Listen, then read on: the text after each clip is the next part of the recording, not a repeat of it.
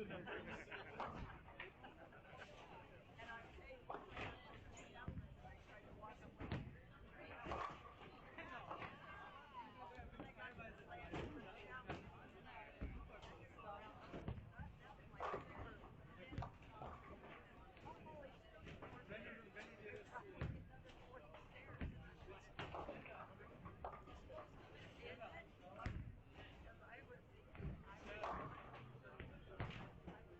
Right.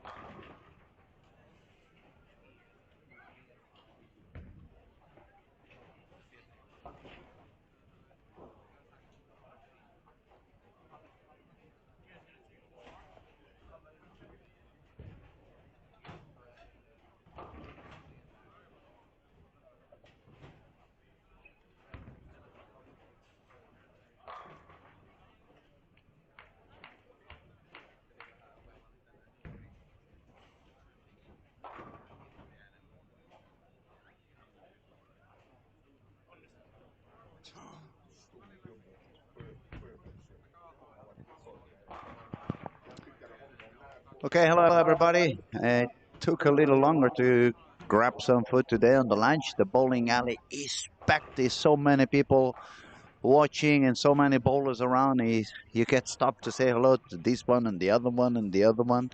But I kept an eye on the lanes and I tried to stay awake to see what was going on, even while I was eating a little bit and saying hello to so many bowlers from all over the world. We have more than 25 countries over here, an amazing squad of professionals and both amateurs, but super talented people.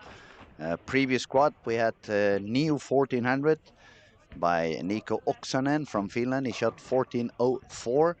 That makes it two guys already with 200 over. That's Trevor and Nico. Shot 1400. Then we have Ethan Fury with 1393. And now we are bowling the second squad on Saturday. It's 1 p.m. in Sweden, Helsingborg, here at Olympia Bowling Alley. And we are entering game three. So we're going to refresh the scores pretty soon, and I'll let you know who is doing what. We have some quite a few bowlers with around 460, 450. And I see quite a few with 400. I'm gonna wait another minute because it's one pair of lanes. They are just finishing their previous game, so we're gonna have the scores refreshed pretty soon. Okay, lane 1 and 2, we find the young Finnish guy Lukas Bananen. He did amazingly good at the end of June when he was bowling up here in Helsingborg, the Under 21 World Cup. Then doing okay scoring, we find Ben Robinson on lane 3 with 463. Luca Nazaro is got 453. On lane 5 and 6, we find Canon Saloma with 446 and Alexander Larsen 412. 7 and 8, we can find Pepe Consteri with 416. Mario Del Gaudio 418. Tim Stampe 406. On 9 and 10, we find Alec with 439 and Karsten with 410. Matthias Andendal 405. On 11 and 12, we can see Christopher Sloan with 414. Bjorn 443. Then moving on lane 13, 14, 15, and 16. On lane 15, we find Juhani Tonteri with 462. Jesper Svensson, 417. Jesper started with a game of 246, so that means on the previous game he shot somewhere around 170. It's not very easy, neither for the lefties. On 17 and 18, we find another PBA bowler. We find Francois Lebois with 452. Started with an open frame. Francois was drilling another ball right before the squat. Also on that pair, another two PBA bowlers, Santtu Tabainen from Finland, former PBA Rookie of the Year, and AJ Johnson. AJ is also fighting his way to try to get a good squad. He has not been that successful yet, not so lucky on the lane changing. AJ at the moment has 410. And then finally on lanes 19 and 20, we have Alexander Holm with 403. So, three squads to go with this one. Tomorrow, final start at 8 o'clock in the morning. 55 bowlers are going to be advancing into the final. Top 25 goes directly to step 2. The cut to make it into the final at the moment is at 90 over. The leader of the tournament, as I said, 244 over. We only had two squads above 1400, and actually on those two squads there was no 1300s. So it was either 1400 or 1200 and something, which means that these two guys did unbelievably good on their squads. Scores updated. Gonna let you know how's the ranking at the moment. We have up to 19 bowlers over par at the moment, so that's pretty good. One of the best squads so far in terms of scoring. First position we find from England, Ben Robinson, 463, games of 245 and 218.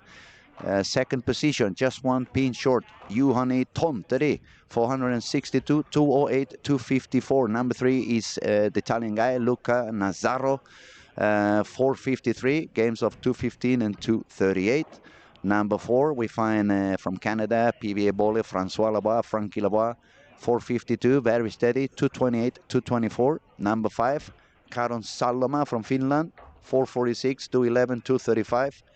Number 6, Denmark, Bjorn Jensen, 443, 208, and 235. Number 7, another United States bowler, Alec Keplinger, 439, 205, 234. Number 8, the Swedish superstar, Jesper Svensson, 417, so 246 on game 1, 171 on game 2. The first lady on the squad already in second position on these gateways for the women division. We find the Finnish girl Peppi Konsteri, daughter of Sami Konsteri, former Team Finland bowler, and I'm not sure he's still there because I haven't been bowling international national team events for quite a while. But Sami was also the Finland Team Finland coach. So Peppi Konsteri, 416. 211 on game 1, 205 on game 2. Number 10 in the squad at the moment is Chris Lohan from Ireland, 414, 203, 211. Then we find Santu Tabainen, former PBA Rookie of the Year, 413 with games of 188 and 225. And then we find Alexander Larsen, 412, Karsten Hansen, 410, AJ Johnson, 410. Mario Del Gaudio from Italy, 408. Tim Stampe, 406. Matthias Ankerdal, 405. Alexander Holm, 403. And the last bowler over par is Giorgio Graganiello from Italy, 402. As we've been saying all week long, now it's time to do the job. Games 3 and 4, the lane starts to become a little bit drier. You start to be awake. You really need to be sharp on those decisions when you find that early transition. It's going to push you deeper into the lane. You want to move deeper, but you want to make sure that you don't send the ball too far to the corner. Otherwise, it's not going to make it back. We have seen so many shots going straight into the corner. And, well, let's see what goes on. We see some striking on lane 9 and 11. They have two bowlers with the front four, so that looks like a pair. It could be interesting to follow on this particular game. And pairings where you can find some PBA action, as I said, lanes 17 and 18, Francois Lavoie, AJ Johnson, and Santu Tabainen. Let me see what else is there.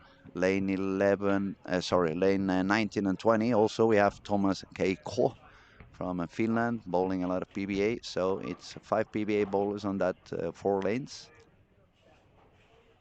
Lane 13 and 14, we find Daniel McEwan. She's also trying to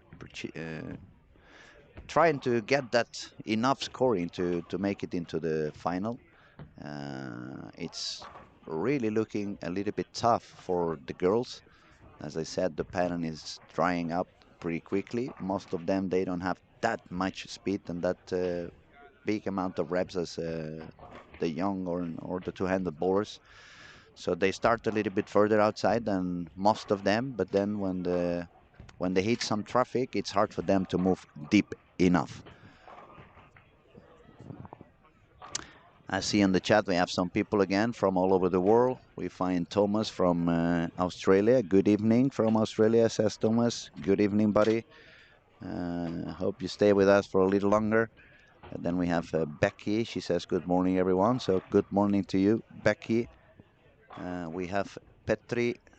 What do the monitors on each lane show? Do they show more than just the score? I mean, you talk about the screens on the top of the lanes. The screens on the top of the lanes, for sure, they show the score. I believe there is some more data on it, but it's a little bit too small for me to see on the screens. I'm gonna ask Daniel, maybe he knows. You know what extra data do they have on the TV screens on the lanes beyond the scoring? Perhaps speed or something like that. We don't know yet. I would I would say maybe the speed is shown there, but I'm not 100% sure, so I cannot really tell you. We have Perkrum Linde saying, I still believe 1325 will be the cut. There's no interrogation, so it looks like you affirm that. It looks like it's going to be a little bit lower. It's only 3 squats to go, and the cut at the moment is 90 plus. It's a lot of bowlers pretty near to that spot, so it should be somewhere around 90. Ryan Barnes said 95 yesterday. It could be right. Could be somewhere around the hundreds. It also depends on what happens on these 3 next squats that we are uh, gonna witness. If some of the good bowlers who are still not there manage to find something that works for them, it may go a little bit higher. If those super bowlers still don't find what to do, they don't find a solution to get that score, then the cut may go a little bit lower.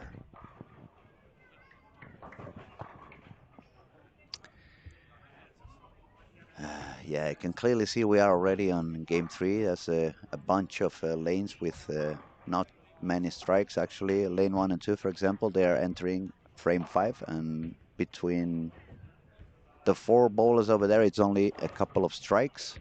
3 and 4, pretty similar. They are already on the 6th frame. 3 strikes for Ben Robinson, who is actually the leader on the squad. Strike, 9 spare, 9 spare, 5-2, and a double. William Berggren, 6th frame, only 1 strike, couple of open frames. Tobias, 1 open frame, a couple of strikes. And Luca, who was actually 53 over, not a single strike yet. So we have quite few good bowlers on lane 3 and 4. We find the leader, Ben Robinson. We find number 3 on the squad, Luca Nazaro. And Tobias Birding is also quite a good bowler. But it's quite low scoring on that pair at the moment. On the other hand, if we move to lane 7 and 8, Pepe Constery is doing quite good at the moment. 9 spare, 9 spare, and 4 in a row. Pepe has already, as I said before, 16 over par at the moment, 211 and 205. Hopefully we haven't jinxed her at all and she can carry on doing okay on this particular game and gain some advantage over par. She needs to do at least above 1234 to put herself above Nora Johansson, the local hero and the local superstar, to gain access through the gateway for the ladies. Pepe is going to make a shot now on lane 7. Missed a little bit out, but she's going to be safe. Just left the 2-pin over there. Lane 9 and 10, we see some striking over there by Matthias Ankedal. Front 6.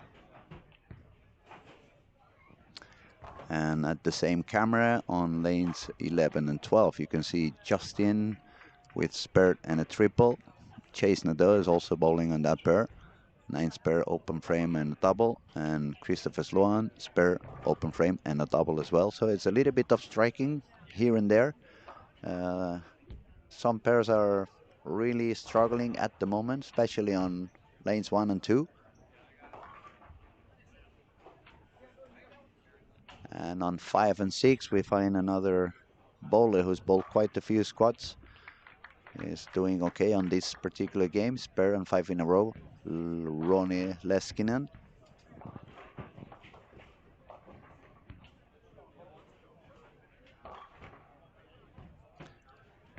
So as the game progresses, I'm gonna remind everyone who is over the YouTube channel and watching us, if you have not done yet, please subscribe into our YouTube channel. It's 100% free, and the more of you who sign up, the better the YouTube algorithm is going to treat us. It's going to be easier to keep everything for free, and that's our main goal, to give you the chance to see the best bowlers in action from all over the world during the whole season, bring you the best bowling, bring you the best action, and keep it 100% free. So if you have not yet subscribed, please do so. You just have to click the button, and we will be very grateful. Again, if anybody wants to do any question, if anybody wants to do any comment, we are more than happy to see people communicating with us and being part of the show. Um, we are all a big family, and that's what bowling should be about. We have to grow all together and support ones to the others. So, number one, thank you for being there. Number two, thank you for listening and watching. And number three, come on, go subscribe into the channel. You just have to click a button.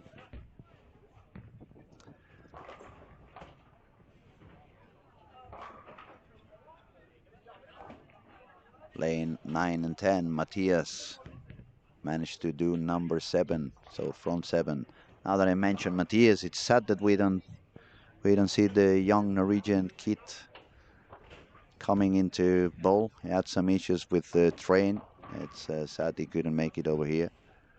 We were expecting to see this guy. He did really well on the under 21 World Cup. We had the middle late June, bowled over 240 average. So yes, this guy can really bowl.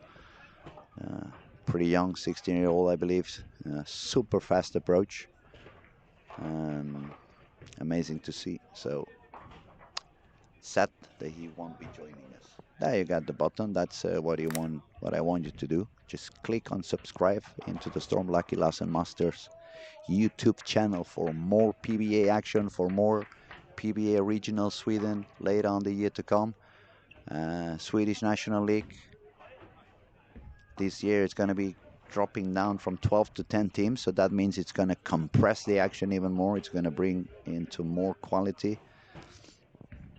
Let's go back a little bit to lane 17 and 18 when we find those PBA bowlers. Francois Lavoie, open frame spare, open frame triple. Now he just got the 10 pin. It was a very late fall on that 10 pin. He's pretty pleased with that for sure. That makes it a full bagger. Santo is going to take a shot on lane 19. Spare strike, split, 9 spare double. Santo is already in front of the ball return. Bowling a little bit deeper than 25. This shot was somewhere around 27 in the arrow, so probably he's aiming on 26. It was too deep in the pocket, but lucky for him, it's only the 10 pin standing.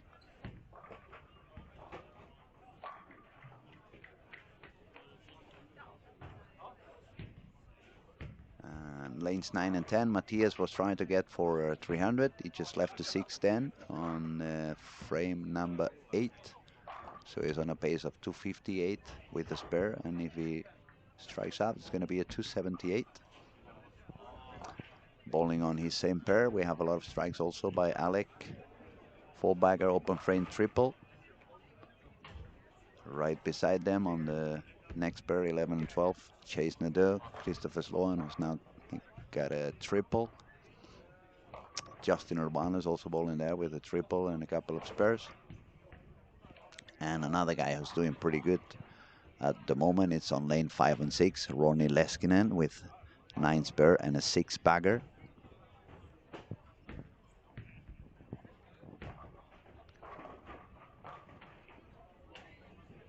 Quite some action and not easy pattern. Jesper is not finding the carries, not finding the strike. Jasper Benson started this squad today with quite a high game.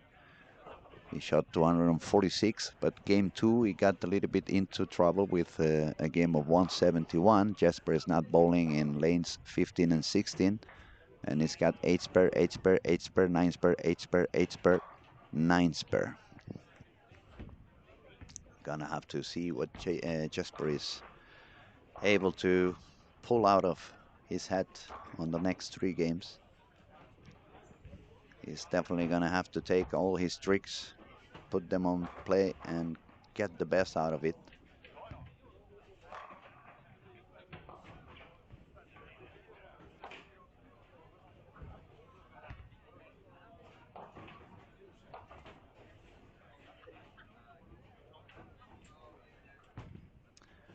Now I would say Jesper is not having the easiest time of his life. What about his partner on the lane? Antonio Fiorentino from Italy is 80 pins lower than Jesper. So if Jesper is suffering, Fiorentino is suffering even more. Not easy. We have seen many of those super talented bowlers bowl over and over and over again, and many of them even having issues to find the par at the end of the squad. It's not an easy pattern, and absolutely less easy as soon as the traffic hits the lanes. Everybody's using kind of different strategies still, different approaches, different lines, so that causes the traffic to be quite different from one pair to the other. And since the lanes are not easy, some people don't really make big or drastic moves. They don't take much of a risk, and it's not paying out that good.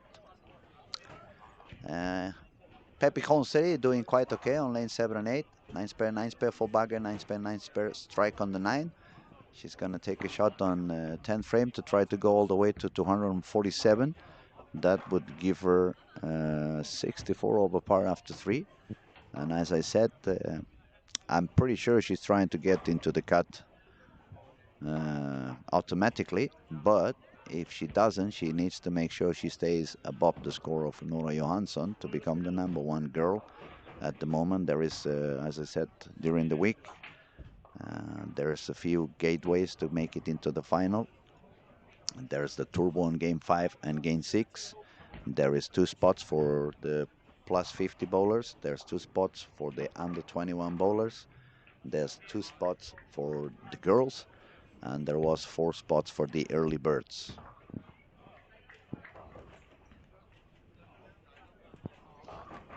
And that just happened to Ronnie Leskinen on lane 3 and 4. We have seen quite a few times.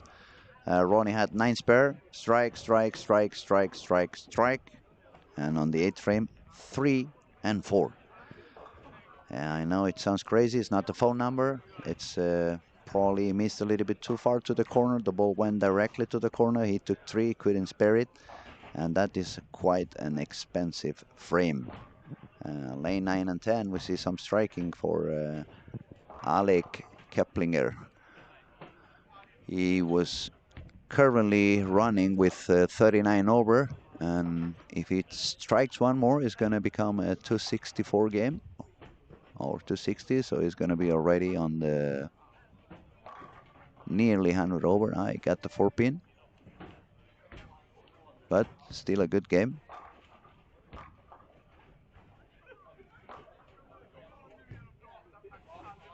And it's going to be a good game as well for his partner on the pair at the moment, Matthias Ankerdal. One more strike for a 270. Let's see how he does. Yeah, very good shot, very solid, perfect strike. So it's gonna go all the way for the 270 highs.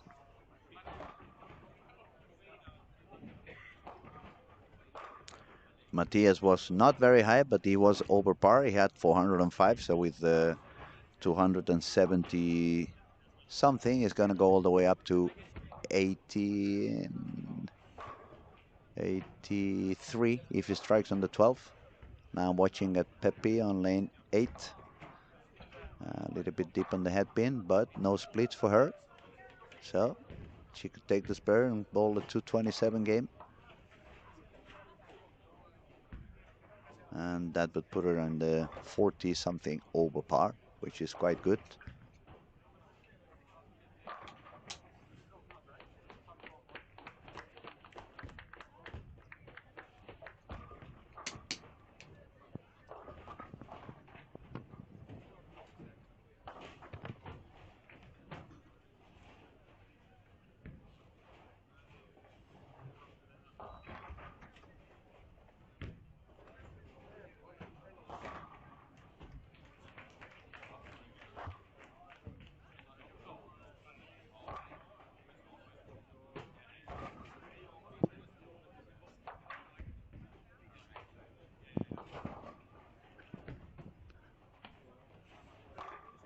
I see we have some messages over here. Matustiwski says, in my opinion, it even looks harder to be a lefty. It actually looks pretty hard all over the alley, all over the place.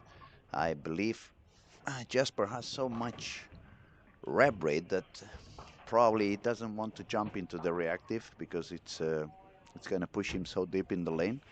He's trying to survive with the IQ 78.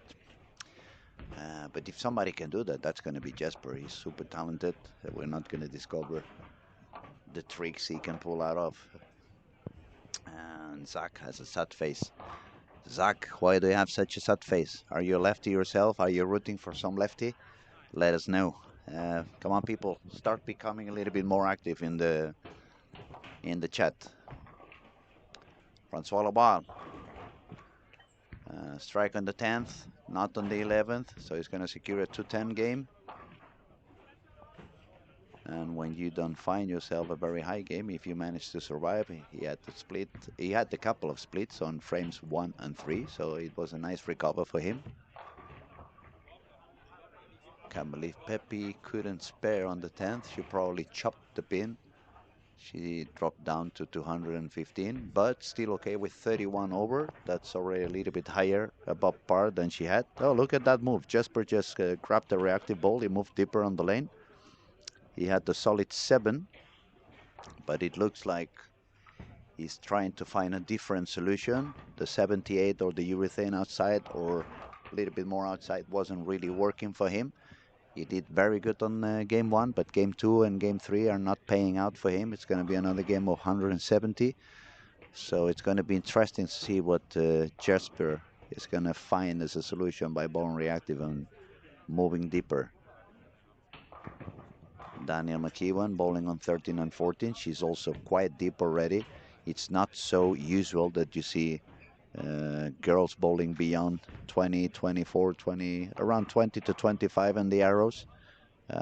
Maybe we see that more often on Daria Payak, but not so many other women bowl that deep inside, and especially not that early in the squad. But there's a lot of traffic on the lanes. There's a lot of burning in the middle.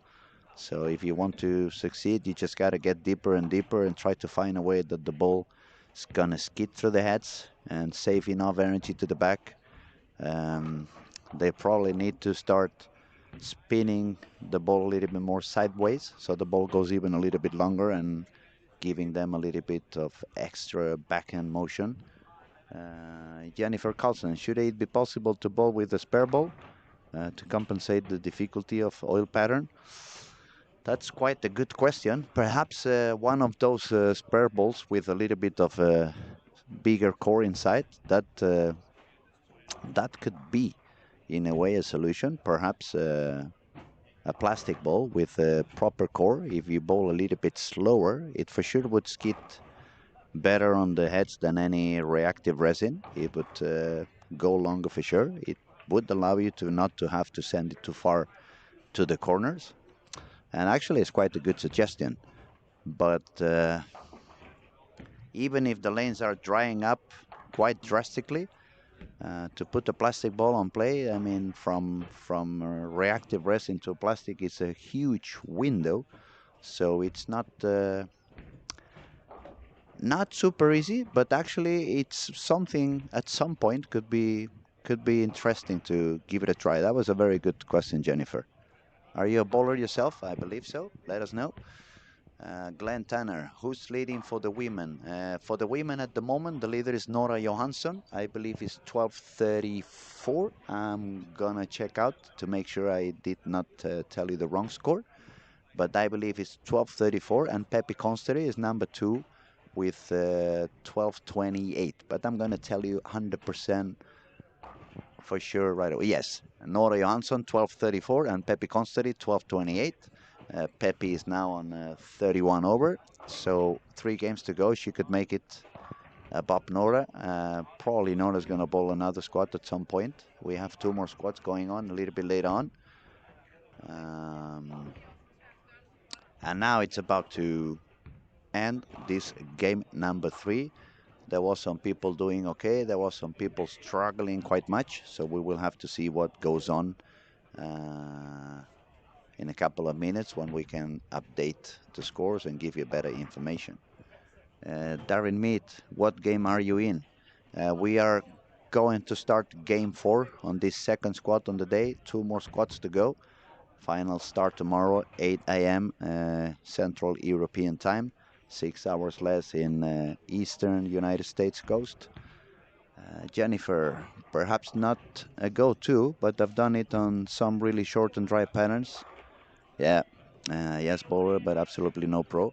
No, but even if you're not a pro, you are quite smart on the way you see the game. It's actually it could be a solution. Maybe not to bowl obviously 3 games in a row, but if you find yourself on one of those pairs that it becomes really really tricky, and since those guys are bowling so many squats, maybe it could be one of those moments to survive on that pair. Make sure that you make 190 instead of 150, and because after all, the cut is not that high. You need to bowl perhaps somewhere around 100 over. It's going to be enough to make it into the final.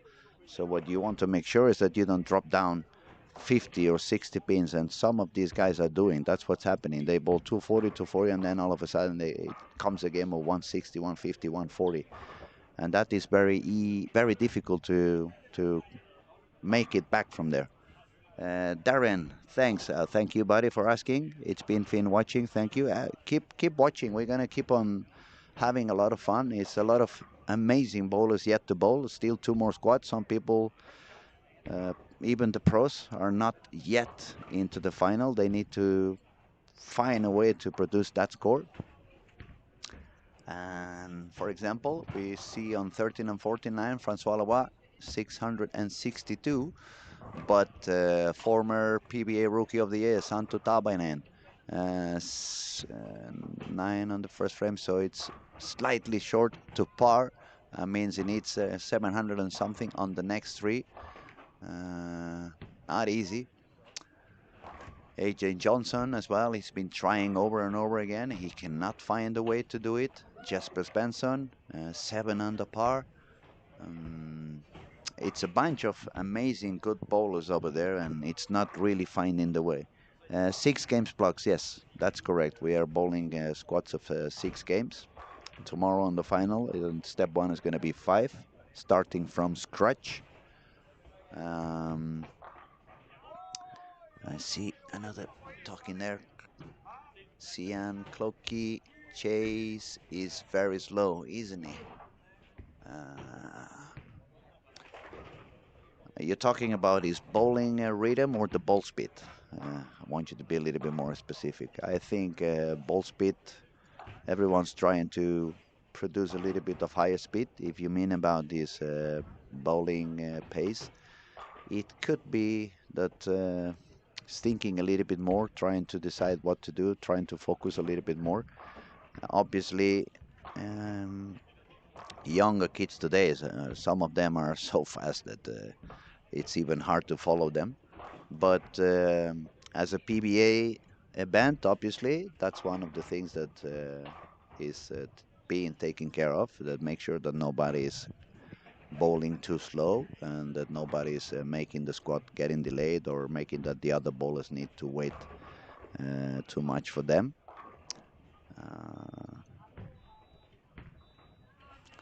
Okay, we're gonna get some scores update pretty soon.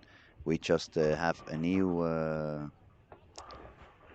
tool showing up on the streaming on cameras from lane 13 to 16 and cameras from 17 to 20. You can see the Specto live over there, so you get a little bit more of information or a little bit more detailed information on what bowlers are doing, what type of lines, speed, etc., etc. We are going to update the scoring real soon. After 3 games, I'm going to let you know who's on the top, who's doing okay, who survived the first transition or the first kind of strong transition of the squad. And we're going to see who is on the lead. Okay, here are the scores. Number 1, Alec Keplinger, United States, 692. That's a very good score. After 3, 205, 234, 253. Number 2, Matthias Ankedal from Denmark, 683. So games of 213, 192, and the last game 278. Ben Robinson, who was getting into some trouble on lane 1 and 2, but he managed to survive.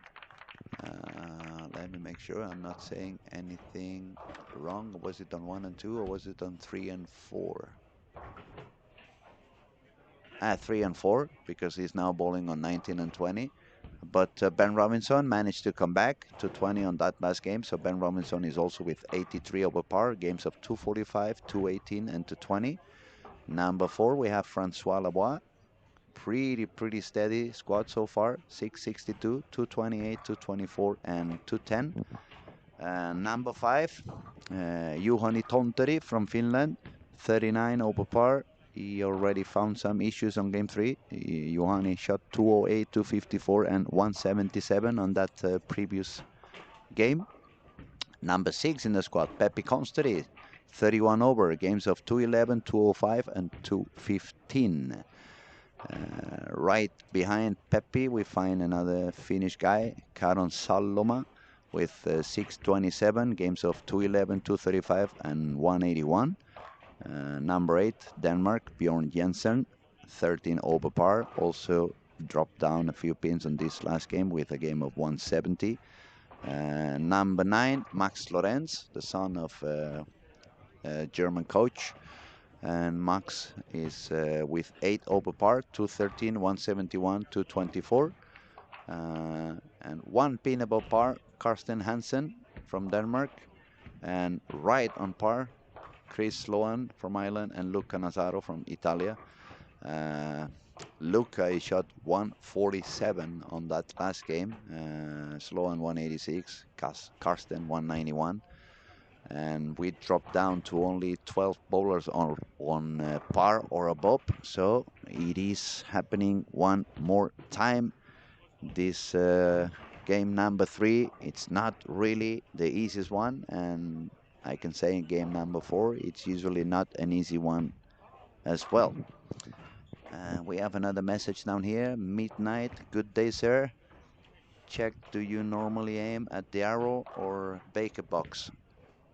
For me, I look at the arrows. I got used to it when I was very little, and what I do is I use my standing position in the approach to determine where my break point is going to be.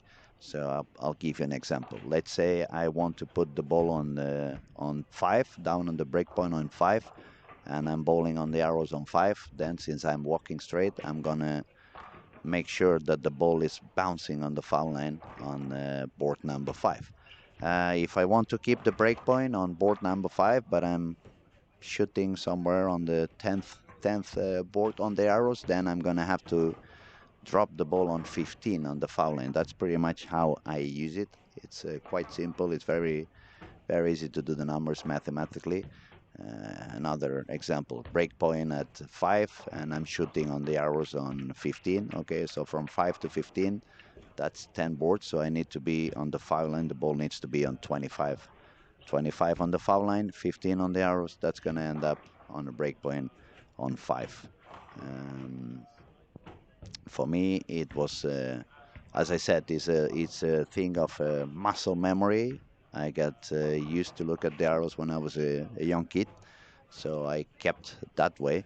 I know quite a bunch of bowlers who try to look further down, like they look at the breakpoint directly.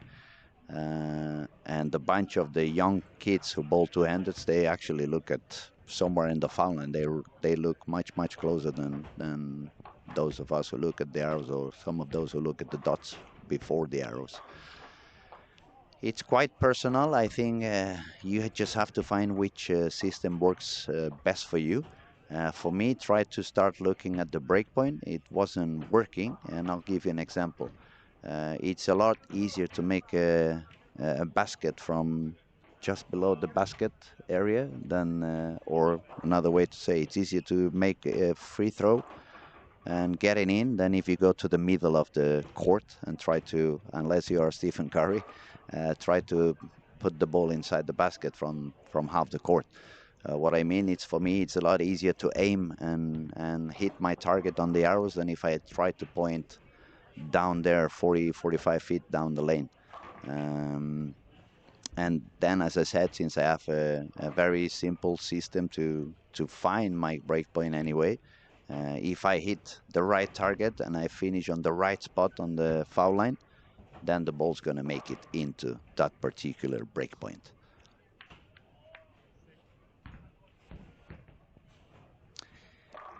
Okay, I'm gonna have a look on the.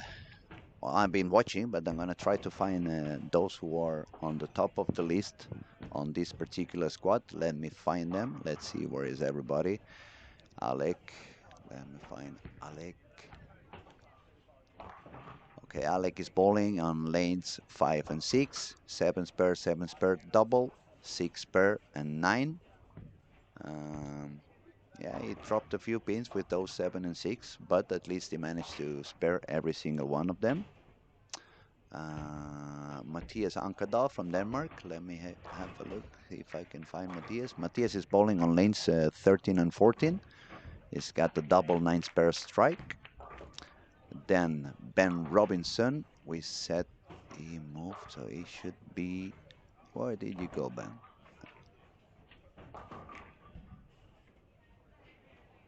Oh yeah, over here. Sorry, I lost him. Ben is on lane 19 and 20. Strike 9 spare, 9 spare strike, 8 spare strike. So no open frames for him either. Then we have Frankie Lavoie. Frankie, where did you go? Oh my God, there's too many bowlers. I get lost at some point. Frankie was bowling somewhere in here. There, yeah, he had to be there, and he is there. Frankie's on lane 13 and 14. No open frames. Strike 9 spare, and strike. So no one seems to be doing any high from the highest spots in the ranking, but no open frames for them either. Peppy Constery, she's on sixth position on this squad. Let's see what Peppy is doing at the moment. Mm, Pepe is bowling on 3 and 4. She got a strike and a split, but then she had a double, 9 spare and 6 spare, so she's currently 7 under par. But the fact that she had a double, hopefully she can do a few more strikes. Midnight says, thanks for clarification, sir. Started bowling last October. I'm loving the game and trying to learn as much as possible. Good luck with your bowling. It's always nice to have people coming into the game and loving it and wanting to learn more. Since you are a beginner, I would say you want to focus number one on timing. Make sure it doesn't matter if you bowl one hand or two hands. Just make sure you get your body into the foul line before the ball does. If you look at professional bowlers in slow motion, you will notice that the foot is almost flat in the foul line and the ball still on the back of the swing, parallel to the floor. That should be the number one priority for you as a beginner. Number two priority, make sure that your swing is quite straight, or at least make sure it never goes behind the body. That should help you become much better at aiming. If you bowl one-handed, definitely you don't want to produce the swing. You want to let the ball move the arm for you. And if you have any other questions, just go ahead and ask me. I'm going to try to give you the best answer possible. Matt Tusweski, any lefties qualified for the finals? I believe so, but now you got me because Eric Jones did. Yeah. Oh, true, James. So we have Eric Jones from United States. He's already on the finals, and James Blomgren, the Swedish superstar, former world champ, he's also qualified for the final already. Thank you, Daniel. Now we see some striking on 9 and 10 for Daniel McEwen. 9 spare triple on the previous game. I just said to you guys that she was moving quite deep in the lanes, and I just saw Jesper on lane 20 for the fifth time on these streamings, not releasing the ball when he gets into the foul line, but taking a break and coming back into the ball return. Not sure what's happening. Maybe he got distracted by some kind of a sound or a noise, or not really sure. If I have a chance to, hopefully he bowls good enough so I don't have to really bother him and really go and and ask him, because if he's not bowling that good, it's. I remember my days of a bowler when I had the bat squad. The last thing I wanted to do is talk about whatever happened on that squad. So let's cross our fingers, hope that Jasper goes higher and higher, and we can find out why he had been having those issues. Um, for those of you who follow the PBA Tour, you don't see Jasper throwing reactive that often. If you want to see him bowling reactive, he looks unbelievable. He's at the moment at the cameras streaming on lane 19 and 20. Well, the cameras are streaming lanes 17 to 20.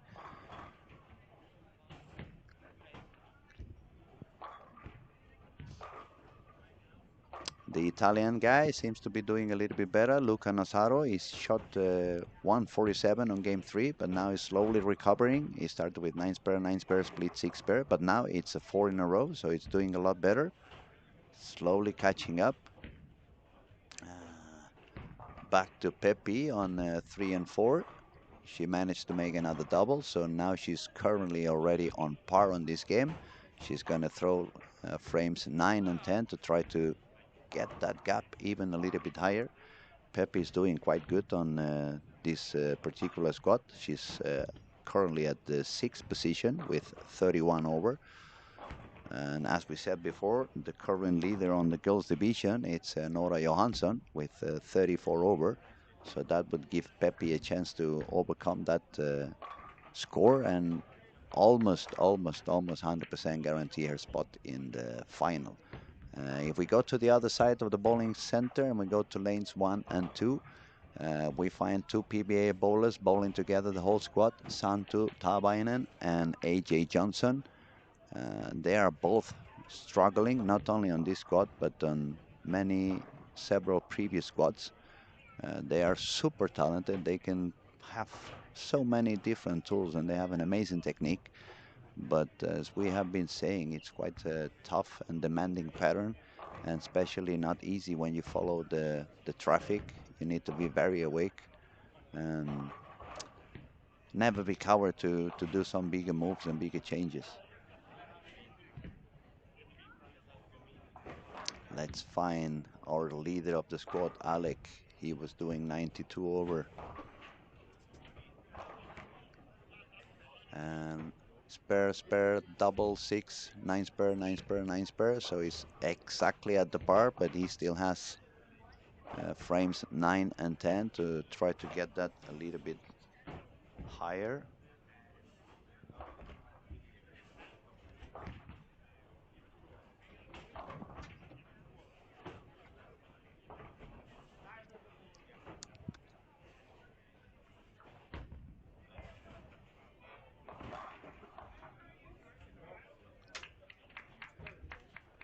Just ask for a pen so I can write down on which lane everyone is bowling. Otherwise, I spend too much time trying to find them on the lanes and it's not easy. So Alec is on lane 6. Matthias Ankerdal was on lane 13, and Matthias is doing pretty good. Matthias Ankerdal from Denmark, 83 over par. And now he has a double 9 spare strike, 9 spare, and a triple. I'll tell you again, bowling on lane 13 if you want to follow him. Ben Robinson, 83 over as well, bowling on lane 20. And Ben has a score of 167 on the 9th frame. He shot strike on the 10th frame. He's gonna try to double that one so he can get as close as possible to the par. The next one we want to see is Frankie. Frankie Lavoie is on lane 14.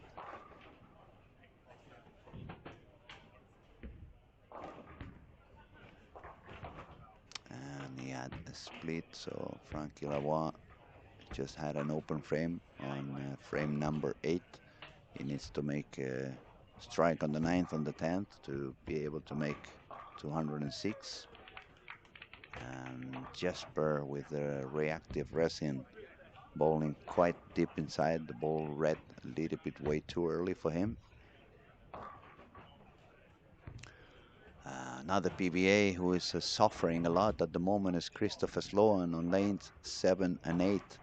Sloan was on the par with 203, 211, and 186. He's now left the baby split. Is on frame number 6 with 9 spare, 9 spare, 5, 2, 7, 1, 8 spare, and now the baby split. Not a funny day for him. So let's go to another of the guys who's doing okay on that squad with his Juhani Tonteri from Finland. He was with 39 over par. And Juhani is now bowling on lane. Let me find him. Where are you, Juhani? Yeah, lane 12 for Mr. Tonteri. 8 spare triple, 9 miss, strike, 9 spare. So he's on a pace of 7 over par at the moment. 3 frames to go for him. The next one is Peppi. Peppi, we said she was bowling on 3 and 4, and bad news for Peppi. She had a big split on the 10th frame. Let's see if she can get it. At least the 8 pin is not there. It's only the 2, the 4, and the 10. So that is one of my favorite spares actually. I have a much better rate on that spare than the baby split. Peppi, lane 3. Let's see if she gets the spare. Hook a little. Oh, it hooked too much actually. Yeah, it looked like it wasn't going to get there, but then it ended up hooking too much. So that's a game of 186 for Peppi at the moment. She's going up to 818. Peppi was on lane 4, so she's gonna move right, and then it's gonna be on lane 8. So I make sure I find her later on.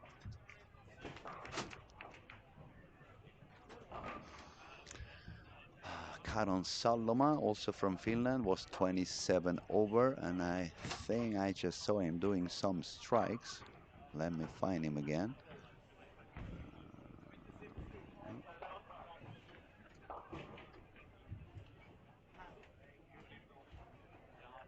He was doing some strikes on lane 2, but now I had an open frame on the 9th, so he's just gonna bowl the par.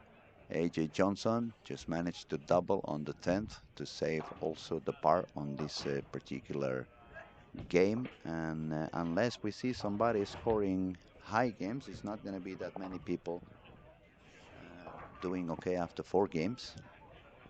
Let's go back to the chat, see how much more text is over there.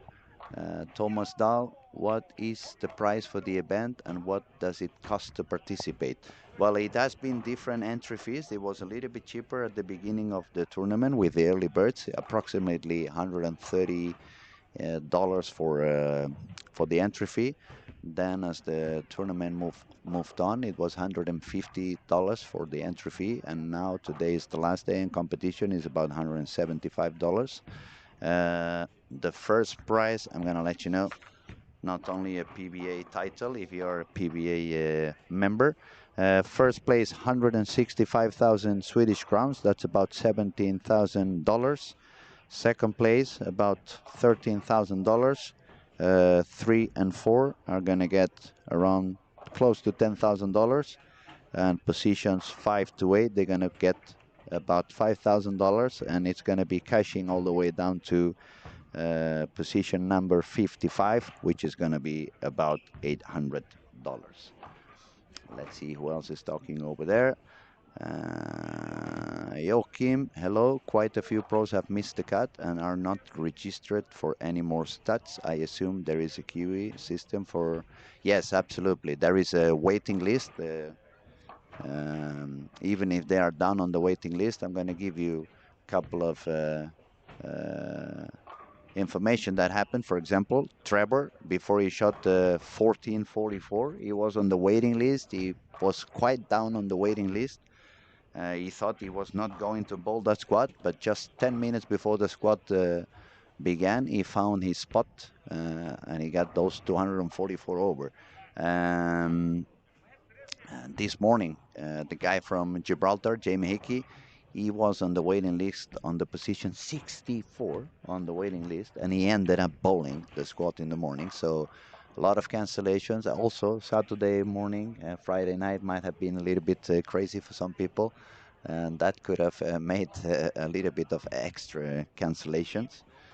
Then we have Unai. Buenas, Unai. Un abrazo. How important is to know to stop a shot when you don't feel good? Well, I would say it's very important, especially when you're bowling on tougher conditions where you don't want to give up a single pin or a single frame. So it's another skill that must be learned when you're about to release the ball. If you feel it's not going to be the right shot, why let it go? Why let the ball go? You definitely don't do it. You just keep the ball in the hand, and then you walk back to the ball return, drop the ball, breathe a couple of times, make sure you dry your hand skin, and go for it all over again.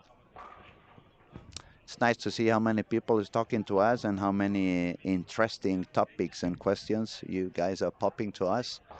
Um, we are almost done with game 4. I'm gonna have to wait for my technician guy to come back so I can get a proper score refreshing. But as soon as they move into the next pair, since we can see the scores on the lanes from Lane Talk, it's gonna be not that difficult to let you know what goes on. For example, Matthias Ankerdal, who was on lane 13, is strike out on the 10th for a 238 game. So Matthias now has 921. That's 121 over after 4. Matthias is doing real good. I believe Matthias, since he's on the left lane on 13, is now going to move to lane 9. I'm going to write that down so I can keep an eye on him.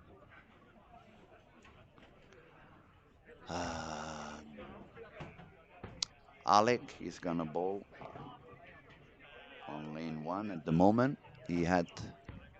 Uh, he managed to save a 199 game, so he dropped down only 1 pin. He's currently standing with 891. And his first shot on lane 1, it went directly to the left side. It was almost a Brooklyn, so it looks like that lane is going to hook a little bit more than the previous one did for him. Then we had Ben Robinson, who was bowling on lane 20. So he should be on lane 4, but the scores are not there yet. I'll let you know pretty soon. Francois Lavoie just ended up with a turkey on the 10th frame to shoot 196. So Francois is now sitting down with 58 over par. Not the highest score, but still you can work something with it. Francois was on lane 14. So he should move to 18, but there's other people on 18, so I'm gonna have to wait and see. So even if the score is on one side, it goes to the other side. Okay, now I see. So Matthias is not going to lane 8. Matthias is actually on lane 18. That was a small trick that Lane Talk did to me over there.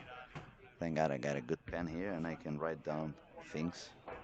So if Ben was on 20, that means he was on 19. So that means he should go into 15, but they're not yet done on lane 15 and 16. So we will confirm in a few seconds. Okay, see more people is talking. David Fenech, it's so refreshing to see multiple lines and different balls being used and not having everyone bowl more or less the same line with the same ball. I agree with you. It is one of the things we are very happy about on this event is that we see many different approaches, and it's really good for the new generations. We could see actually by the super talented PBA bowler Ethan Fury. He shot 3 different lines and 3 different ways. He succeeded really good with each one of them.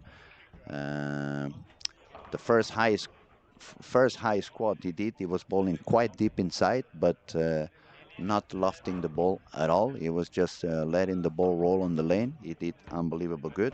Second squat he did really good. He was on a very similar line, but lofting the ball a little bit more. He said the lanes were a little bit more dry, or he felt the lanes a little bit more dry than they were on his previous attempt. And then on his amazing third squad, he didn't score that much because he shot 150 on the last game. but he did it on a complete different way. He was using a urethane ball. He was bowling parallel on around the 10th board, pretty close to the penalty zone. And after 5, he was with 1350 something. So he was doing really good. Now, let me see again. So that means Frankie shouldn't go to 11, I believe. We're going to find out soon. There's a couple of lanes that are slightly delayed.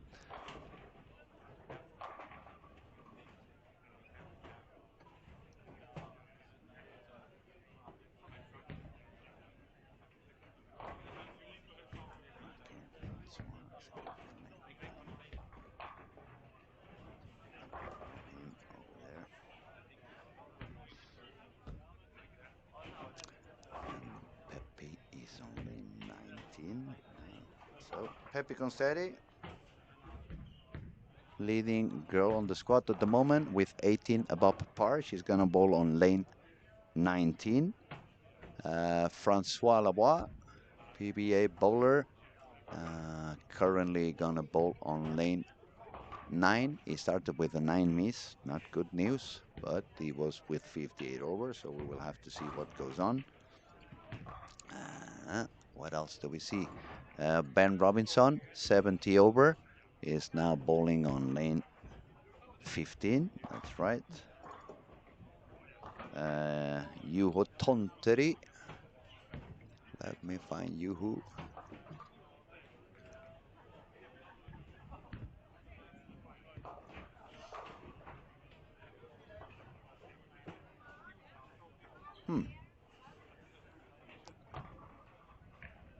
Yeah, Juho is on lane 7.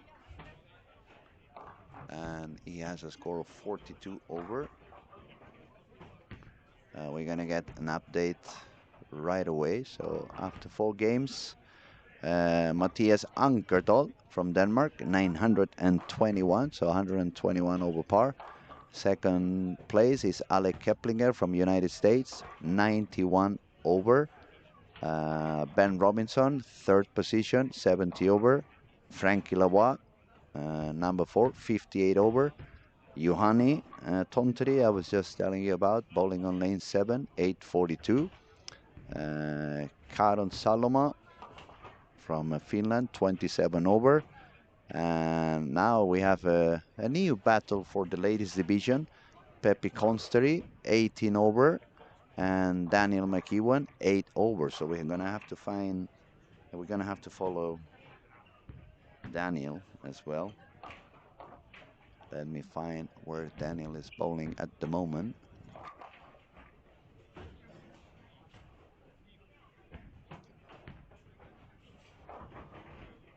Okay, Daniel is on lane 5.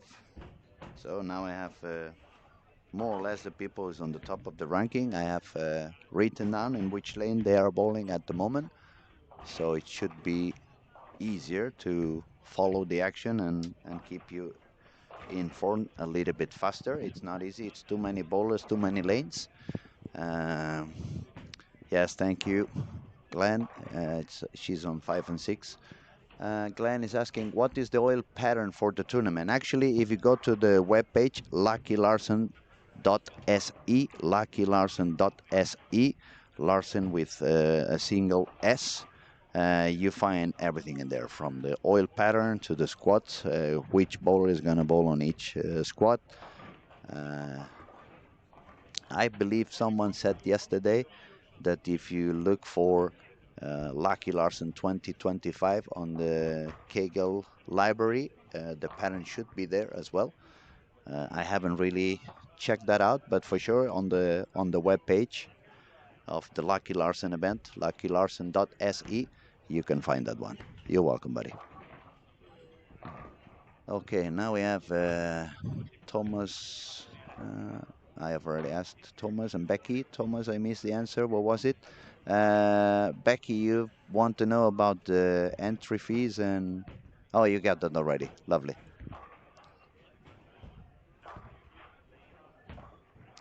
Lobo to me. Nora, it's 12:34 exactly. She's the leader for the women division at the moment. And Pepe, She was second with 12.28, so it's only 34 pins above par.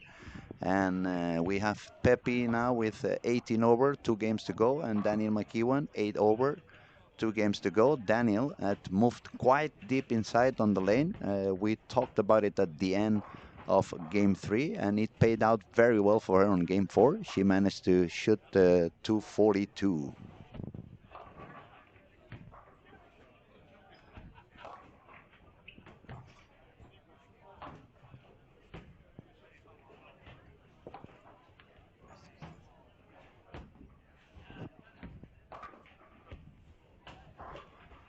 Okay, let me see back to the action. Uh, Matthias, I've written down, is bowling on lane 18, and I'm right now. It's going to be a little bit easier to follow the action. That's lovely. Matthias, the leader of the squad, 121 over. He's got 9 spare strike, 9 spare. Bowling on the same camera, but just 1 pair to the right, we find Pepe Constary. 7 spare, 9 spare strike. Pepe is also pretty deep on the lane already, so it's looking good. Then Daniel was on lane 5, strike, but open frame. Now she's gonna bowl on lane 5, her third frame. Yeah, she's pretty deep inside, beyond 25. Flat 10. So as we were saying, they're gonna need to try to spin the ball even a little bit more to make sure they produce that entry angle into the pocket. The guy from United States, Alec Keplinger, 91 over, now bowling on lanes 1 and 2. He just managed to make a 4-bagger, so it's a 9 spare and 4 in a row for him. Very good for Alec. Then we had Ben Robinson on lane 15, 7 spare, 6 and 3. Not good news for Ben at the moment. Francois Lavoie on lane 9 and 10. He's got the 9 miss, 7 spare, 9 spare, and strike. And Yohu Tonteri, who was with 42 over. It's on 7 and 8 with a strike, 9 spare, 8 spare.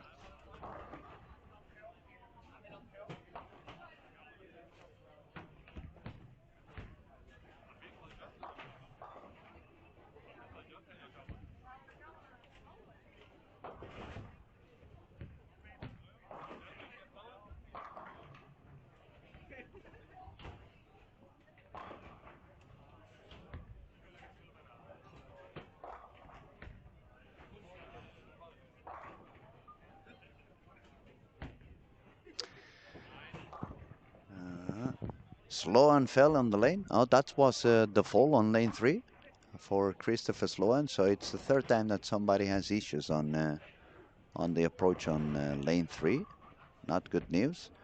And I know the guys were working on it last night. They made sure that everything was set up the right way, that there was no problems over there.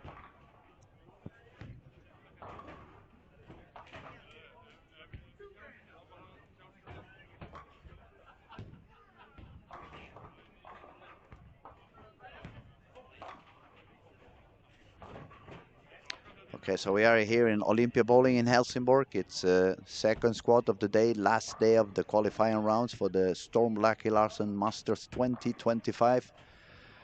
A lot of action yet to go. The current cut into the final is 90 over. There's a few bowlers on this squad that could do a little bit more than that, so the cut could slowly go up and up and up, a little bit higher.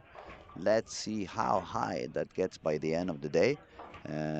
For those of you who are not watching the streaming from lanes 13 to 20, just let you know that we have been able to add the Specto Live over there, so you can see a little bit more of what's going on, not only just the shots, but find out where are they shooting from, what speed are they doing, how many reps, etc., etc.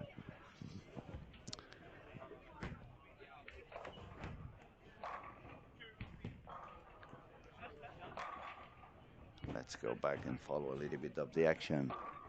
Matthias Ankendal, the leader, bowling on lane 18. He just had an open frame, so 9 spare strike, 9 spare, 8 and 1. He's gonna now take a shot on lane 18 for his 5th frame of the game.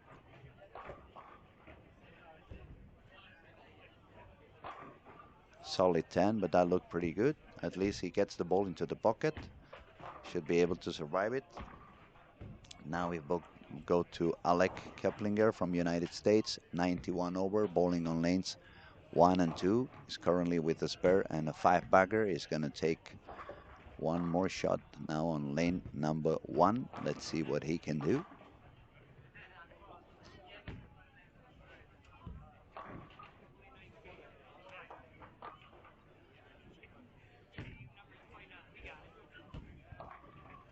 He's so far left, he's out of the camera perspective. You can only see half the ball over there. But as soon as he starts walking, there we go. Okay, that's a okay frame when you don't do it that good. Just a 2-pin, easy spare.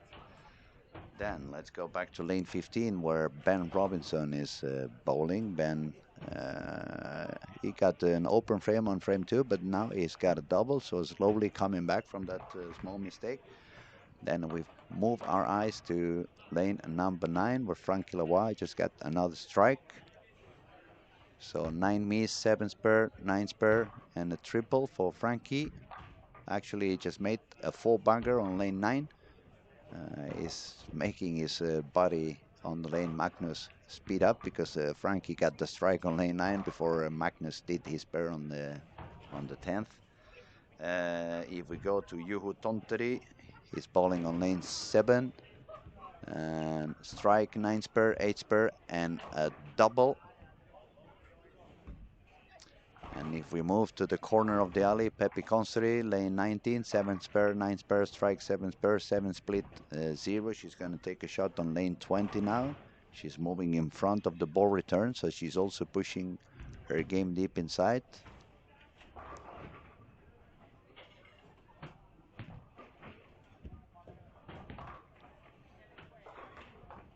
That was a very nice shot, tripped the 4-pin forward. And finally, Daniel McEwen on 5 and 6. Daniel is also bowling quite deep inside. 5 and 6, we have been told over and over again, is quite a tough pair. Not good news for Daniel, but she has a lot of talent, so she probably can save this one way or the other. That was a nice way of taking the 3-6-10. Back to 1 and 2. Alec Keplinger.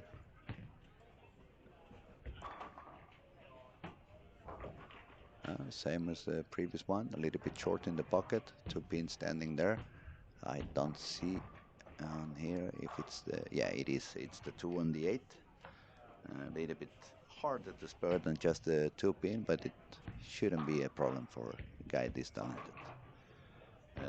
Move back to lane 18 where Matthias Ankerdal, current leader with 121 over, is not really finding a way to strike so much. He's got the 9 spare, strike 9 spare, 8 and 1, 9 spare, and now he just left the 2-8.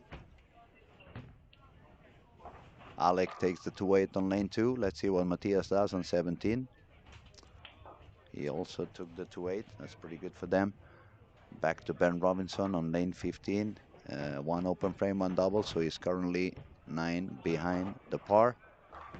Let me remind you, we are on game 5. That's a turbo game, so if anybody shoots more than 277, which is the current highest game on the turbo, that would give them the chance to overcome that turbo and get a free ticket into the step 1 in the final. Pepi Conseri, another split, lane 19. She's dropping down a few pins now. And we have been seeing this kind of progression in many of the girls. They manage to do quite okay on fresh, but then when they hit deep in the traffic, the lanes become very, very tricky. It's hard for them to cross the lane far enough. And she got that split again. That's gonna pull her a little bit. That's gonna pull her a little bit down and lower. So she's 3 frames to go for Pepi. She needs to strike out to save the par. And we're gonna take a 5-minute break. I need to go 1 second. I need to go take my pills, my medicine. I'll be right back in 5 minutes.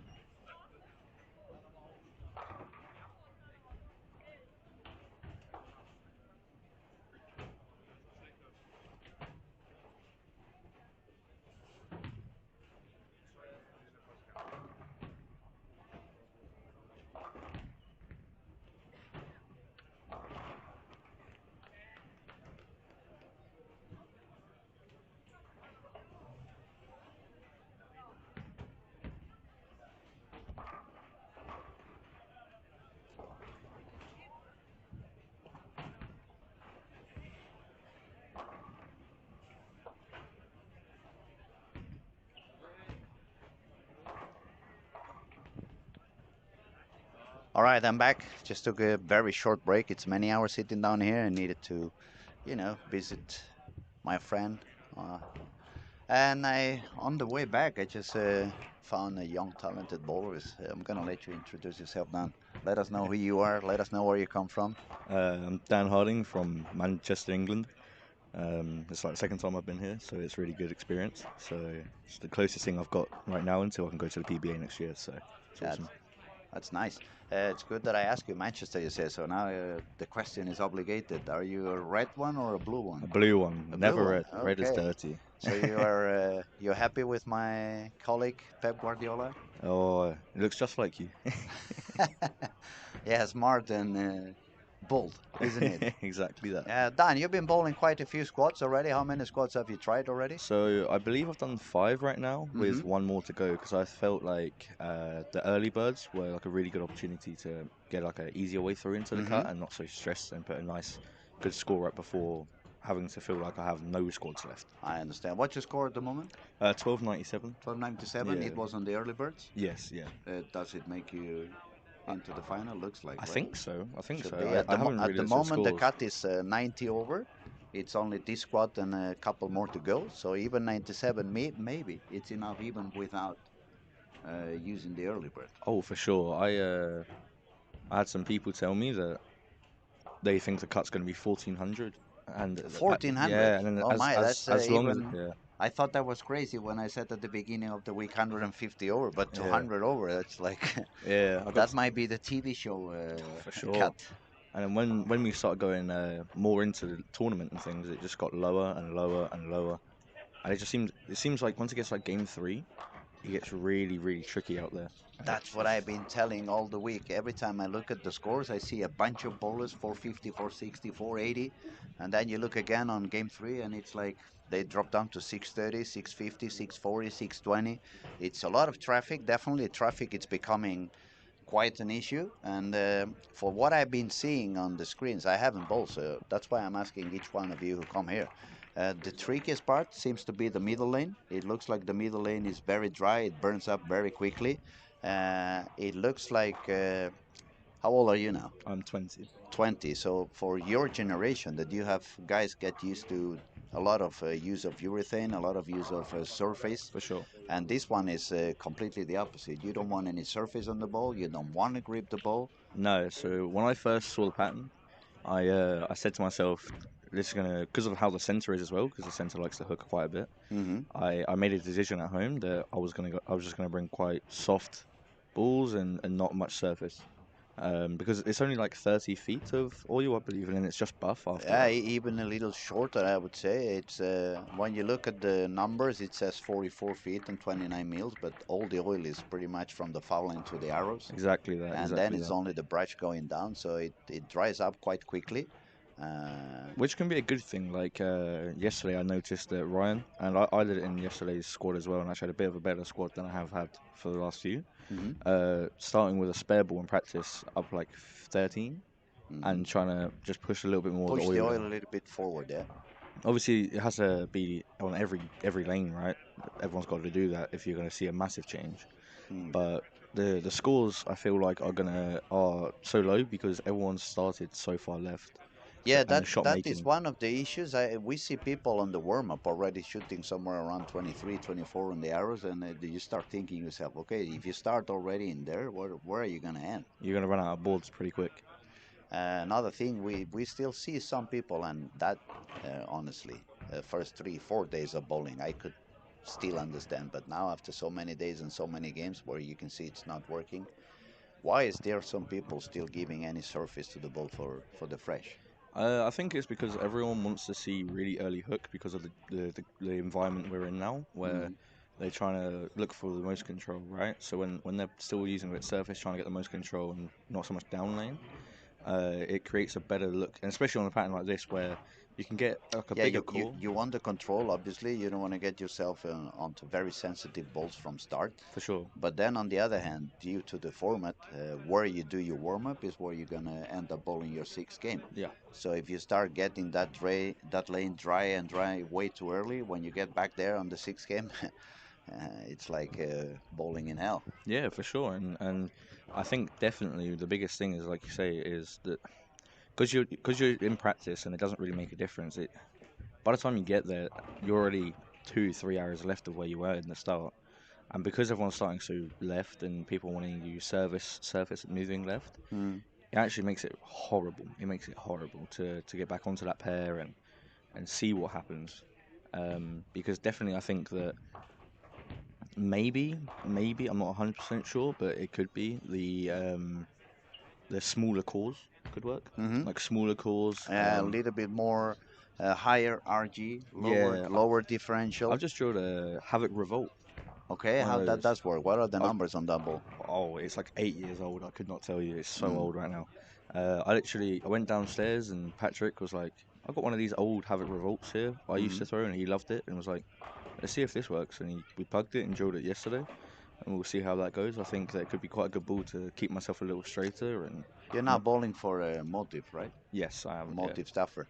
I was thinking maybe uh, some of the top thrills, stuff like that, which yeah, should cross the lanes a little bit easier. If you want to go to a little bit more high performance ball, but also going long, maybe some of the Supra yeah. line. I really do like the super clutch. That's really good towards the later blocks. Hmm. The steel forge has been so good. How clean is that one? Because it looks It's like it hooks a lot, but it's not that early, right? so it's a pearl. It's a big ball, big core. I think it's like a 2.55 Hmm. RG on it. Well, like every forge is Yeah, yeah, like it's big core yeah, inside of and them, it's pretty rolly. So but it it's a lot cleaner on the heads than. yeah, so the cover makes you want to get through the front part of the lane quite well. Looks like they went for the complete extreme. That what's it called? That Sub Zero. blue for Sub-Zero. Yeah, Yeah, exactly. for sure. And I just the rolliness of it because the core is so rolly and it's like to see the lane quite well. Hmm.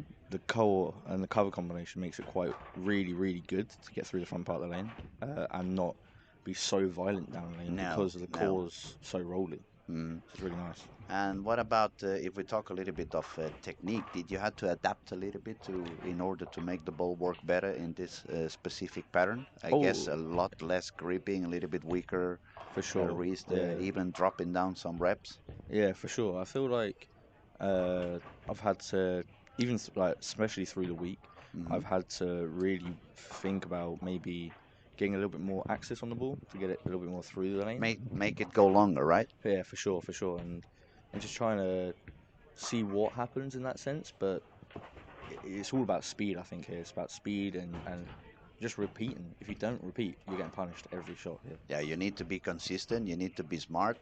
You need to be calm. I Mm, mean, it's a very demanding event after all. You need to take care of so many things. As soon as you drop any of those pieces, it's like everything collapses. for sure. And we have seen that happening to the best bowlers in the planet, the best bowlers out there.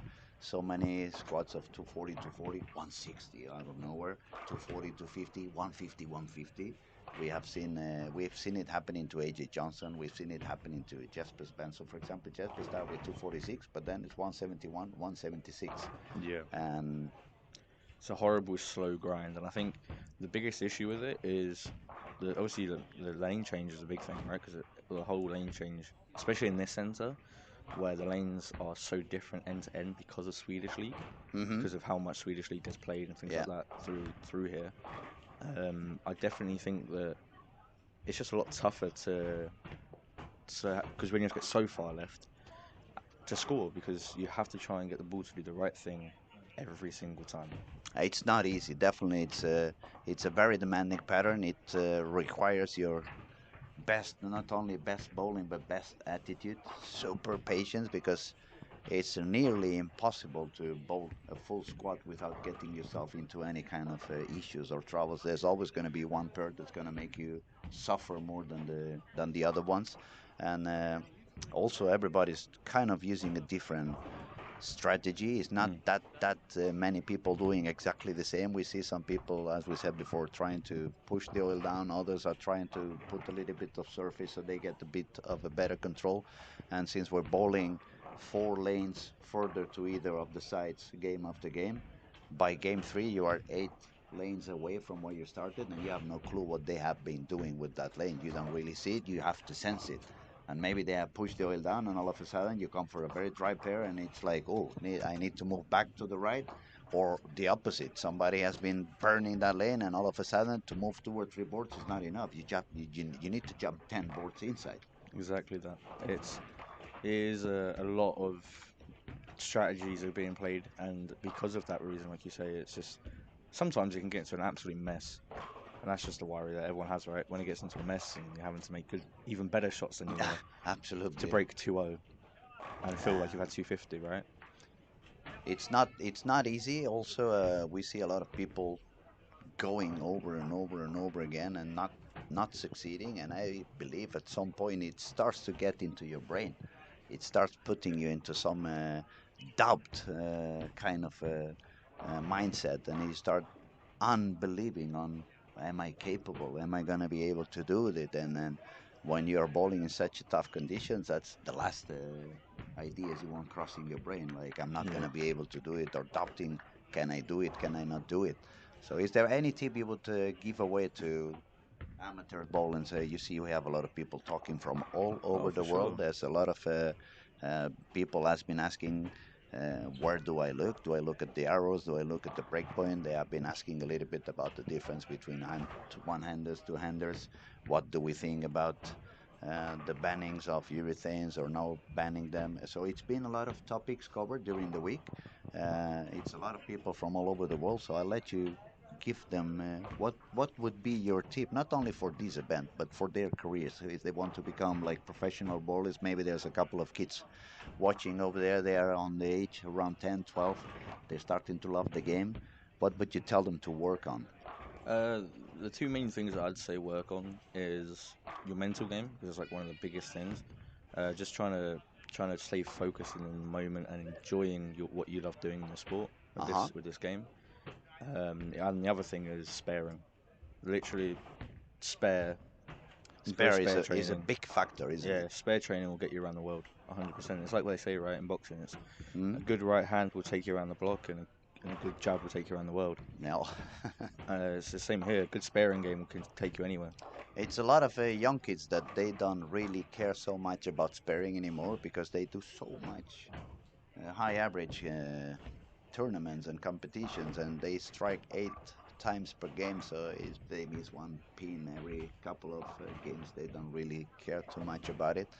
But then we need to remind them that back not so long ago, it's not 50 years ago, it was only maybe 6, 7 years ago, there was a lot more patterns like this one we are facing For sure. this week than that what's common nowadays, that just send the ball out there and keep moving in and just increase the speed, and everything is about power.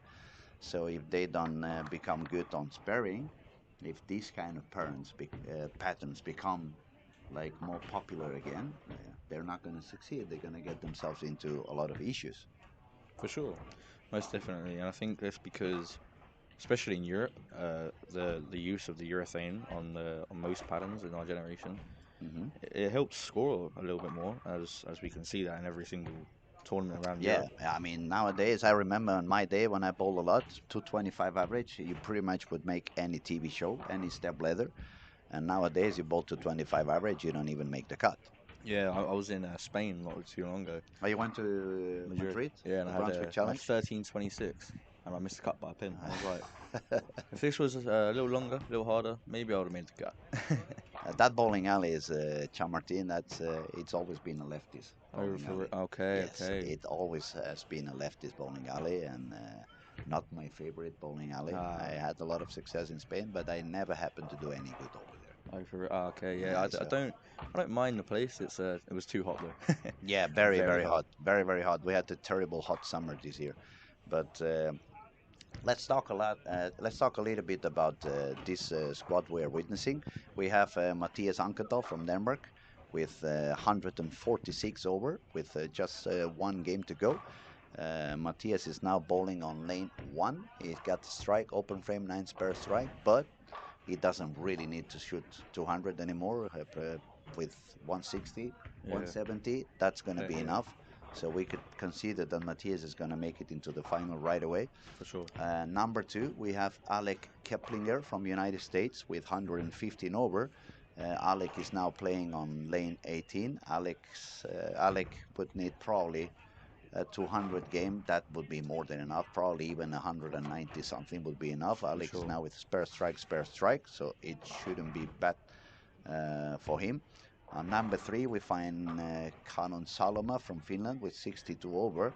He's now bowling in lane 14, and he's got the front 4, and that he needs to do a little bit kind of a high game. He's got 62 overs, so he probably needs a 230 something to 240 games, so he's doing okay. And then the other thing I was trying to follow, it's there is a gateway for the girls. Oh, for sure. Top 2 girls can make it to the next round. Current score it's for Nora Johansson with 12:34, and second one is Peppi Consteri with 12:28. Until this last game, we had both Peppi and Daniel McEwan trying to get into that score. Daniel shot 169, so she dropped down to 977, and Peppi shot a 145, so she dropped down to 963. That means Peppi needs a 270 game to do more than what she had, but on the other hand, Peppi started with 9 spare, and a triple. She probably needs to do a lot of strikes on this one, and Danielle is bowling on lane 2, and she's got herself quite into a little bit of trouble. She's got an open frame and just the first strike on the frame 4. So if she strikes out, that would be, let me count, 257, 57 by striking out 57 minus 23. Yeah, that would be just enough for her to make it as soon as she doesn't strike, and that just happened. She just got the split. So Daniel is not going to make it in this squad, but it's a very, very hard pattern for the girls. Yeah, for sure. Because obviously it's a little harder to loft and so on, and because everyone's getting so far left, it's they They, have to go yeah, left. they run out of room. They have to end up going so far to the left.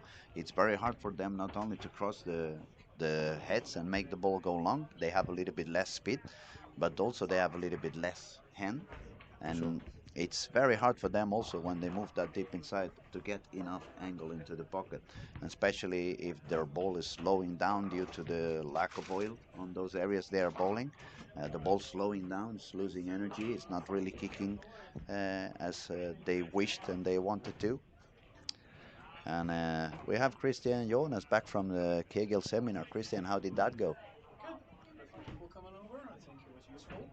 Nice. Some of my people had a couple of questions. And Was there any bowler over there that's about to bowl the next 2 I don't squads? know if they're about to bowl, but they bowled this event. And I think in the presentation, I've gone over this pattern a Mm-hmm. little bit, some details, what I think is Nice. important. And it looks like some of them went like, oh.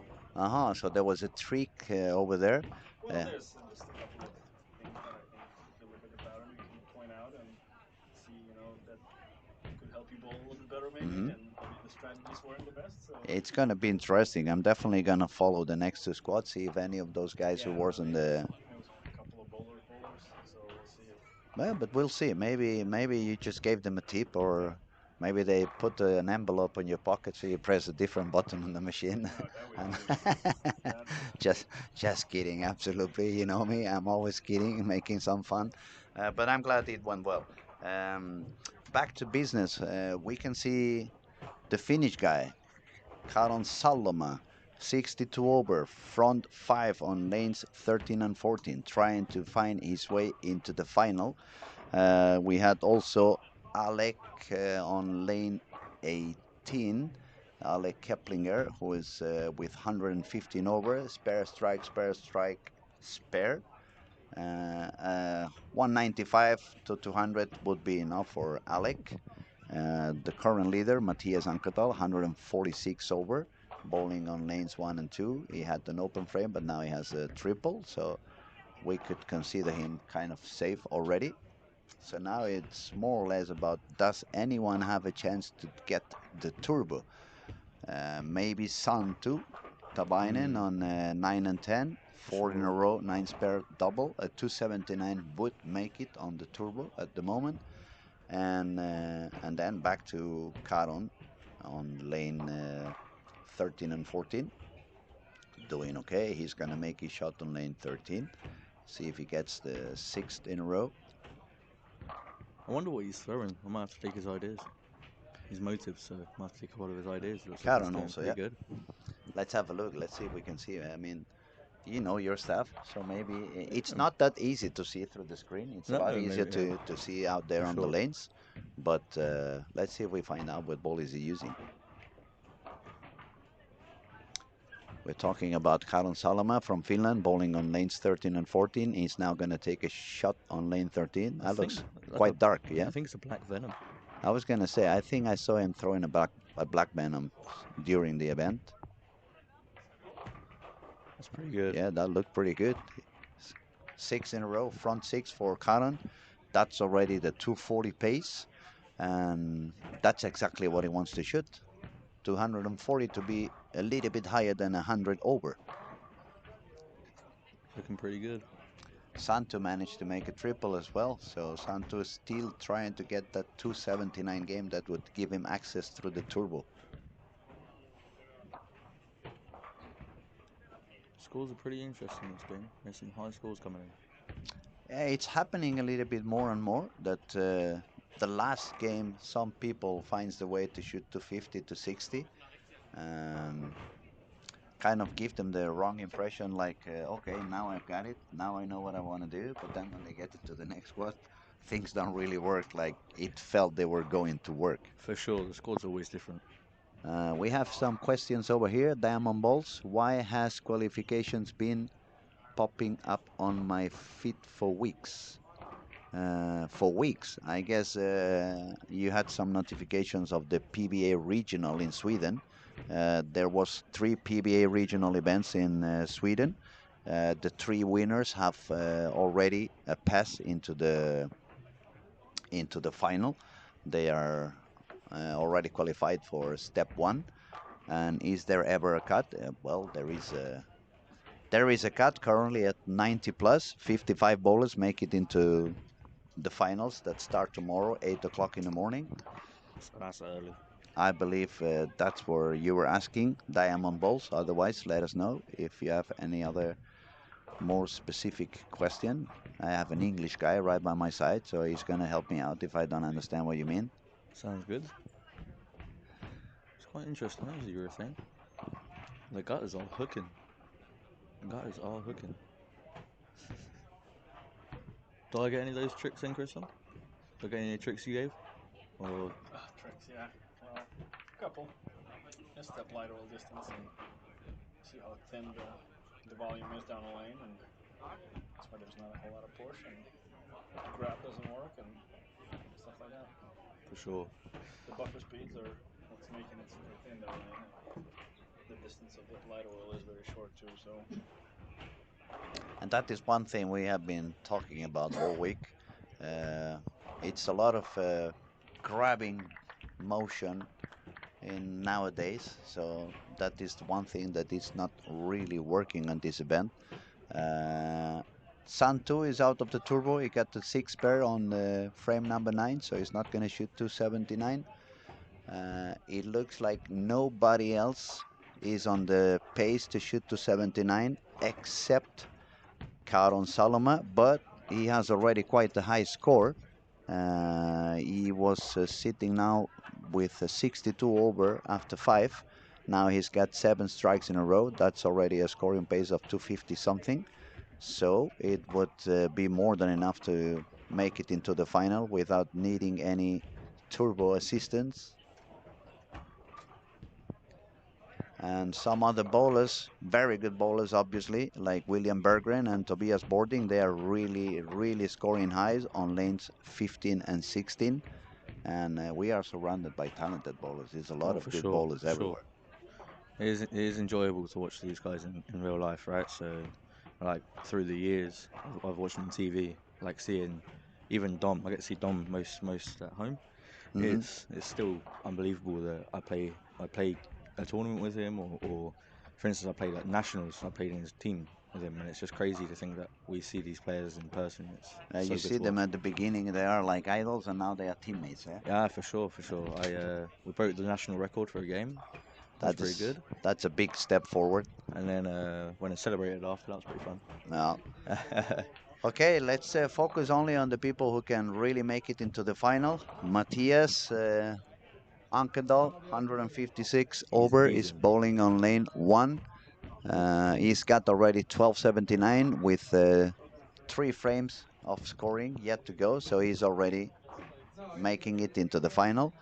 Then we have Alec, American guy, Alec Keplinger. He was 115 over, now bowling in lane 18. He's got an open frame there, but it's doing okay. It doesn't really need that much. We said 190 something would be okay. Now he's on that scoring pace. Well, he doesn't want to miss the next 2 frames. He wants to make sure that he gets a couple of marks. For sure, for sure. Even if even if you're safe, I feel like getting as much as you can, obviously through sparing and everything, not feeling like Yeah, take every single pin you can. exactly. You And never know what's there's a going to top happen. 24 cut, right, to make a the second round, so that's even more money, right? So that's even better. Yes, I agree. Can't complain. I've seen a lot of three counts going through the four It's pin. it's been crazy how many. Yeah, At least I on see six pins, sorry. one or two on each squad. Not only 3 in the corner, but even uglier one when they take only 2. When they take the 6 and the 9, that has been happened Yeah, quite a few times. I left a spare. I left the I don't even know what you would call it. It's like a super washout, I guess. I left the I left the 1, 2, 4, 7, 6, 10. 1, 2, 4, 7, 6, 10. Yeah, Um, that is quite a big of a washout. I was like, oh, well, I've now had it. Caron no longer going for the 300, But easy. but he's on a real high scoring pace. It's when you have so many strikes in just 1 9 spur, you are on the pace for a 279. Um I think he's gonna make it into the final as well. For He's sure. got quite a high score over there. Uh, Even with a couple of misses, he would be on the 230 something, which would put him on 96, 97 over. So as soon as he takes one more mark, he's on the 100 over. That should be enough for making it into the final. for sure. Francois Leroy was with 60 over, but on this game he got a little bit messy. He's going to shoot 180. So it's Alec only, Keplinger can make it. He just needs to close out the frame. yeah, we have only 3 bowlers who are going to advance on this squad, but they're doing quite good. We have Matthias Ankedal from Denmark, Alec Keplinger from United States, and Karon Saloma from Finland. As soon as the squad is over, we're gonna stop for a little while with the commentating, and we will be back with the next squad. Dan, thank you so much for your Thank you so time. much. It's been a pleasure to have you here. Yeah, thank Uh, you guys. Thank you for doing all of this. It's great and it's gonna be awesome for next year and many more years, right? Best of luck. Thank you so Best much. of luck today. Best of luck tomorrow. Enjoy the rest of the event, and I hope I see you going pretty far in the finals. Thank you for your time, Thank you. buddy. I Thank you. appreciate. Thank you, buddy. So let's focus again. Alec on lane 18. Alec on lane 18. Okay, he left himself quite not an easy spare. 3, 6, 9, 10 on lane 17. He really needs to take that spare. He don't want to miss that one. And oh my God, that was a very, very interesting way to get the spare. The 10 pin was there, but the 6 pin came back from the gutter and took it down. So that's gonna be a big difference for him. That spur is gonna make quite a difference. Otherwise, it would have been a 1290 something that could have been short to the cut. But now with that spur, is gonna go for the 1300s, and that is gonna be enough for him to make it into the final. He can go all the way up to 1311. That's gonna be for sure high enough.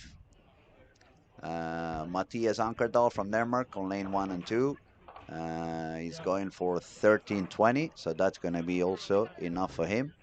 And finally, Karon Saloma from Finland on his way for a 279 if he strikes under the 10th frame, and Karon is going to make it on to the final as well. The girls, they had quite a suffering end of the squad for Pepi Constery and Daniel McEwan. They have been doing quite good. They kept moving deeper and deeper and deeper. Just it did not succeed for as long as they wished. So, Matthias Ankedal, 1323, I believe. 1324. He took one pin, so 1324. Um, Alec Keplinger ended up with 1311. So now we're gonna focus our attention on Karon Saloma on lane 13 and 14 to see what he can manage to do on this last game. Um, and then we will say goodbye for a little while. I'm gonna run out there and give an interview to the leader of the squad so we can get a little bit more of information on what they tried, what worked best, and so. So there is Karon on lane 13. Okay, a little bit deep in the head pin. So he has the 10 pin. That's going to be an easy one to spare.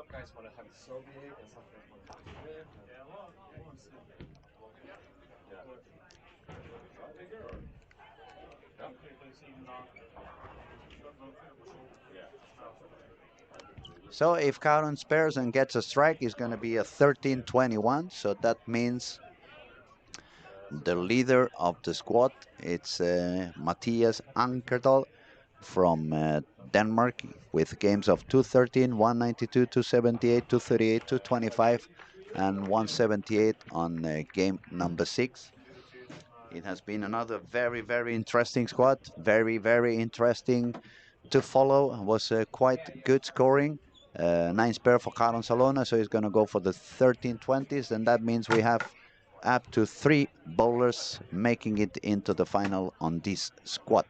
2 squads to go here in Helsingborg, Olympia Bowling Alley, Lucky Larsen Masters 2025. We will be back as soon as the next squad starts. Thank you everybody for being there.